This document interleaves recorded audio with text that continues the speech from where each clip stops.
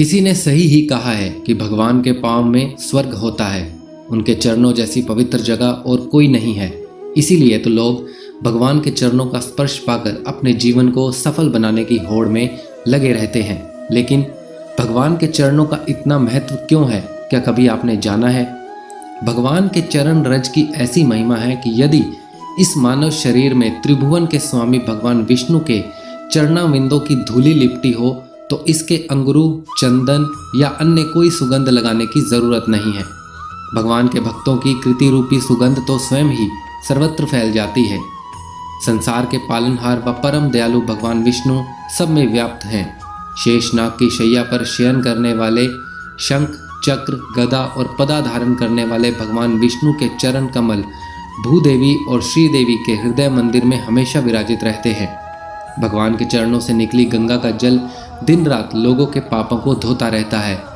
भगवान के चरण रज की ऐसी महिमा है कि यदि इस मानव शरीर में त्रिभुवन के स्वामी भगवान विष्णु के चरणाविंदों की धूली लिपटी हो तो इसमें चंदन या अन्य कोई सुगंध लगाने की जरूरत नहीं। जो मनुष्य नित्य निरंतर उनके चरण कमलों की दिव्य गंध का सेवन करता है, भगवान विष्णु उसके हृदय कमल में अपने चरण कमलों की स्थापना करके स्वयं भी उसके अंतःकरण में निवास करने लगते हैं। भगवान के चरण कमलों के प्रताप से ही उनके सेवकों का मन भटकता नहीं है। उनके मन की चंचलता मिट जाती है और पापों का नाश हो जाता है। भगवान के चरणों में शंख का चिन्ह है। शंख भगवान का विशेष आयुध है। यह सदा विष्णु भगवान के हाथ में रहता है। शंख विजय का प्रतीक है। जिस मनुष्य के हृदय में भगवान के चरण रहते हैं वह सब पर विजयी हो जाता है। उसके सारे विरोध भाव शंख ध्वनि से नष्ट हो जाते हैं। भगवान के चरणों में ऊर्ध्व रेखा का चिन्ह है। समुद्रिक विज्ञान के अनुसार जिसके चरणों में ऊर्ध्व रेखा होती है वह सदैव ऊंचे की ओर बढ़ता रहता है। जो मनुष्य अपने हृदय में भगवान के चरणों का ध्यान करता है उसकी गति और दृष्टि ऊपर की ओर उठती है। वह सीधे ही अपने लक्ष्य को प्राप्त करता है। भगवान विष्णु के चरणों में राजा बलि का भी चिन्ह है।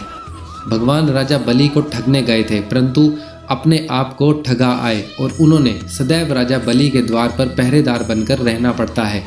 भगवान ने बलि के मस्तक पर देवताओं के लिए भी दुर्लभ अपने चरण रखे और चरणों में ही बलि को स्वीकार कर लिया। राजा बलि का शरीर भगवान के चरणों में अंकित हो गया।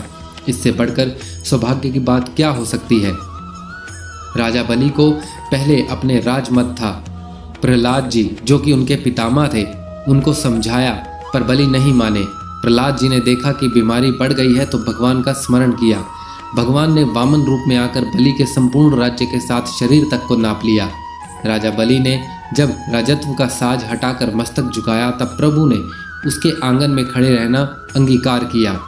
यह मान भंग, ऐश्वर्य नाश आदि भगवान की बड़ी कृपा से होता है। जैसा रोग होता है भगवान वैसे ही दवा देते हैं। बलि का सब कुछ हर लिया पर सुदामा को सब कुछ दे दिया। जो मनुष्य सब प्रकार से अपने आप को भगवान के चरणों में समर्पण कर देता है उसके पास भगवान सदा के लिए बस जाते हैं। भगवान के चरणों में दर्पण का चिन्ह है। दर्पण में प्रतिबिंब दिखता है। उसी तरह यह जगत भगवान का प्रतिबिंब है। किसी की भी छवि को दर्पण रखता नहीं है वरन छवि की शोभा बढ़ाकर देखने वाले को आनंद प्रदान करता है। भगवान के चरणों में प्रेम रखकर जो भगवान को सुखी करना चाहते हैं भगवान भी उनकी पूजा स्वीकार कर उन्हें कोटि गुना प्रेम और आनंद लौटाकर सुखी करते हैं। इसके अतिरिक्त दर्पण के सामने जो जैसा जाता है दर्पण उसे वैसा ही रूप लौटा देता है। भगवान के चरणों में जो जिस भाव से जाएगा भगवान उसका वह भाव उसी रूप में प्रदान करेंगे। भगवान के चरणों में सुमेरु पर्वत का चिन्ह है। सुमेरु का अर्थ है जिसका मेरु सुंदर हो। सुमेरु को सोने का पहाड़ भी कहते हैं। इस सुमेरु को कुछ लोग गोवर्धन कहते हैं जिसे भगवान ने अपनी कनिष्ठा उंगली के नख पर उठाया था। भगवान ने उसे सदा के लिए अपने चरणों में बसा लिया। सुमेरु के बिना किसी वस्तु की स्थिति नहीं। सूर्य भी सुमेरु पर उगते हैं। इसीलिए सुमेरु रात दिन की संधि है। जपमाला में भी सुमेरु होता है। सुमेरु माला को व्यवस्था में रखने वाला केंद्र है।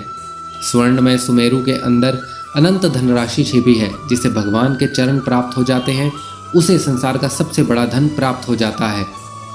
भगवान के चरणों में घंटिका का चिन्ह है। यह भगवान की विशेष प्रिय वस्तु है।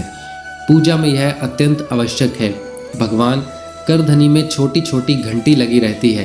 नुपुर के साथ यह भी बजती है। इसका तांत्रिक अर्थ भी है। अनहद नाद में 10 प्रकार के स्वर होते हैं। इसमें तीसरा स्वर घंटिका का होता है। घंटी क्लीं क्लीं क्लीं का उच्चारण करती है। यही श्री कृष्ण का महाबीज प्रेम बीज मंत्र है। यह बीज घंटिका के रूप में आया है, इसलिए पूजा का प्रधान उपकरण भी है। इसीलिए भगवान के चरणों में इसे स्थान प्राप्त है। भगवान के चरणों में वीणा का चिन्ह है। वीणा भगवान को विशेष प्रिय है, जिसे भगवान ने नारद जी को प्रदान किया था। वाद्यों में सबसे प्राचीन वीणा है। वीणा में सारे स्वर एक साथ हैं। यह आदि वाद्य है। गायन की विभूति रूप में इसे भगवान के चरणों में स्थान मिला है।